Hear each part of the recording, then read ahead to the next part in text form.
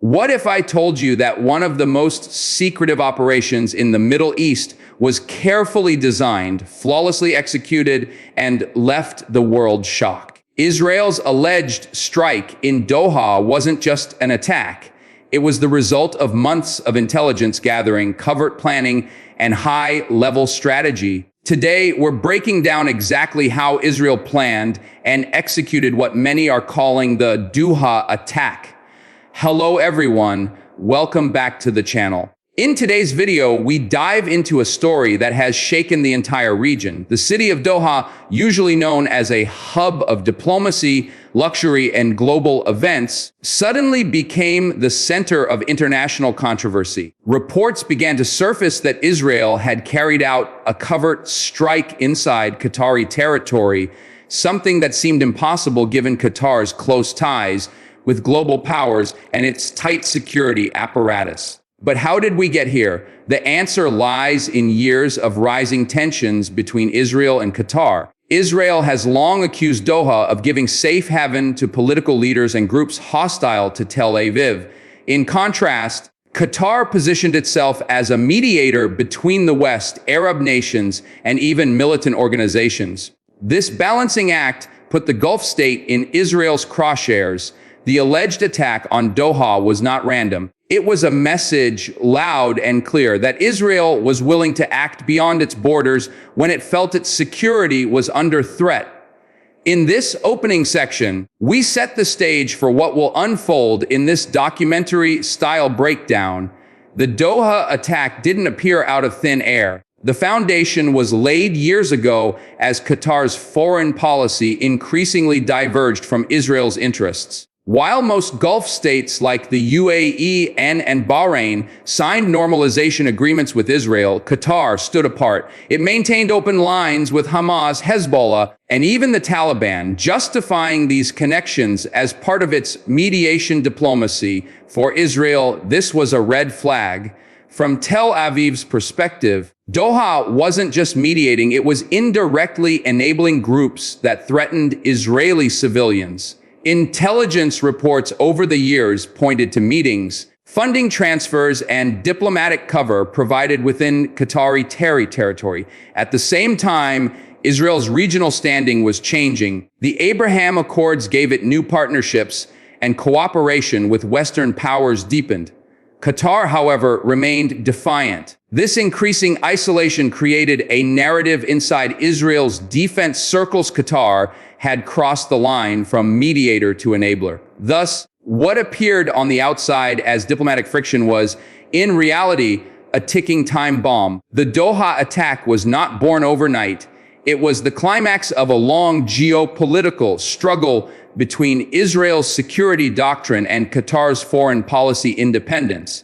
Every major operation begins with intelligence, and in Israel's case, Mossad plays a leading role. Reports suggest that long before the attack, Israeli intelligence had infiltrated multiple layers of Qatari networks. Agents were tracking individuals, monitoring financial transactions, and even mapping out locations in Doha that could serve as operational targets. Satellite imagery, cyber hacking, and human intelligence, on to all work together. One of Mossad's alleged strategies was embedding agents under business or diplomatic covers. Doha's role as an international hub made this easier as thousands of foreigners moved in and out daily. But the real game changer was technology. Israel's cyber units are known for their cutting-edge spyware, such as Pegasus, which could turn phones into listening devices. Through these methods, critical information was gathered on key players operating in Doha. The intelligence phase wasn't about one target alone. It was about understanding Qatar's entire security system. From airport routines to surveillance blind spots in the city, Mossad allegedly built a comprehensive map. This data would later guide the precise execution of the Doha strike. Once intelligence was secured, Israel's defense planners shifted into high gear. A successful foreign strike requires more than just information. It requires timing, coordination, and deniability. Military planners reportedly divided the operation into 3 stages: infiltration, execution, and exfiltration. The first stage was about inserting assets into Doha under legitimate covers: businessmen, tourists, or aid workers. The second stage involved the strike itself, carefully timed to minimize civilian casualties but maximize strategic impact. The third stage ensured that operatives could exit safely before Qatar's forces responded. Meetings in Tel Aviv, often involving Israel's prime minister, senior IDF officials, and Mossad leadership, would have finalized the details. The goal was simple: to deliver a message to Doha without sparking a regional war. Logistics also played a crucial role. Transport routes were carefully selected, drones were tested, and even false flag cover stories were prepared in case the operation was exposed. By the time the green light was given, the blueprint was so detailed that every possible outcome had a backup plan. Israel wasn't improvising, it was executing a script written months in advance. For Israel, pulling off an attack in Doha wasn't just about military precision, it also required diplomatic preparation. Before moving forward, Tel Aviv quietly tested the waters with its allies, especially the United States. Washington may not have openly endorsed the strike, but silence often speaks louder than words. In international politics, deniability is everything. Israel made sure its moves wouldn't face immediate backlash from global powers. European states, already concerned with Qatar's ties to Hamas, weren't eager to defend Doha if it came under fire. Meanwhile, other Gulf states, though surprised, had little reason to stand with Qatar given their own rivalries with it. This diplomatic silence gave Israel breathing room. It meant that even if the operation became public, Doha would find itself isolated, struggling to rally strong condemnation. Furthermore, Israel reportedly prepared its public relations machine. Narratives were ready to frame the operation as a counter-terror strike rather than an attack on a sovereign nation. The goal was to control the story before Qatar could. This step was as important as the operation itself. Without international cover, even the most successful mission can spiral into a political disaster. When the operation finally launched, it was swift, precise, and shocking. Eyewitnesses in Doha reported sudden explosions in specific areas, followed by confusion and panic. Within minutes, social media lit up with videos of smoke rising in the city. Reports suggest that Israel used a combination of drone strikes and on-ground operatives to carry out the mission. The drones, possibly launched from disguised carriers in the Gulf, delivered pinpoint strikes. Simultaneously, small teams on the ground ensured the targets were neutralized. The most remarkable part was the timing. The strike allegedly took place during a diplomatic event in the city, ensuring that certain high-value individuals were present. Yet, casualties were minimized to avoid mass civilian deaths, a hallmark of Israeli surgical operations. Doha's defense systems were caught off guard. Despite billions spent on security, the attack unfolded before they could mount an effective response. By the time Qatari forces scrambled, the damage had already been done and operatives had begun their exit strategy. For observers, the Doha strike was a textbook example of how modern warfare blends cyber intelligence, drones, and human assets into one devastating package. Doha was stunned. The idea that a foreign power could strike inside its borders was unthinkable. Within hours, Qatari officials convened emergency meetings, closed off key areas, and scrambled to reassure the public. The government issued statements condemning the attack, calling it a violation of sovereignty and international law. Yet, behind the scenes, officials faced an uncomfortable reality. How had such an operation slipped past their defenses? Qatar's international outreach began immediately. Calls were placed to Washington, London, and Ankara demanding condemnation and support.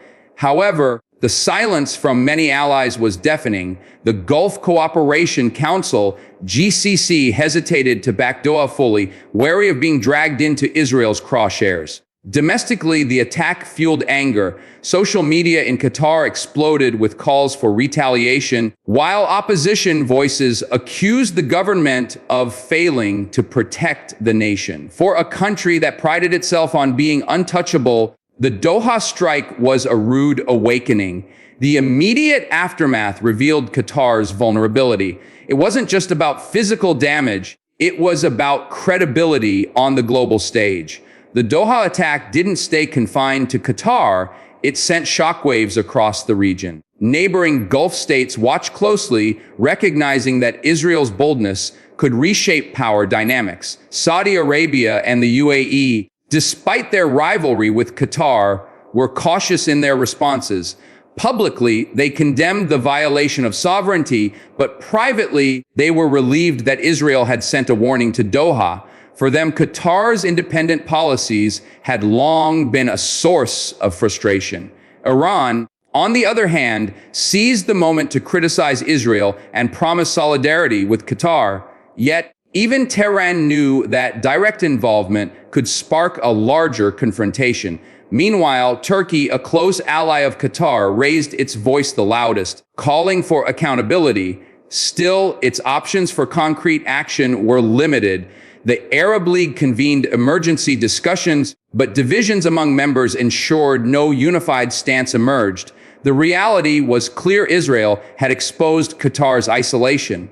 In the broader Middle East, the attack underscored Israel's willingness to act unilaterally, reinforcing its deterrent strategy. It wasn't just Qatar that got the message, it was the entire region. As news of the Doha attack spread, global media outlets scrambled to cover the story. Western networks framed it as a counter-terror operation, citing Israel's claims about hostile groups operating from Doha. Meanwhile, Arab media highlighted the violation of sovereignty and the dangers of unchecked Israeli aggression. This clash of narratives was critical. Israel's PR machine emphasized security threats and preemptive defense. Qatar, on the other hand, painted itself as a victim of unlawful aggression. The battle wasn't just on the ground, it was in headlines, broadcasts, and social media feeds worldwide. Think tanks, analysts, and politicians debated the legality of the strike.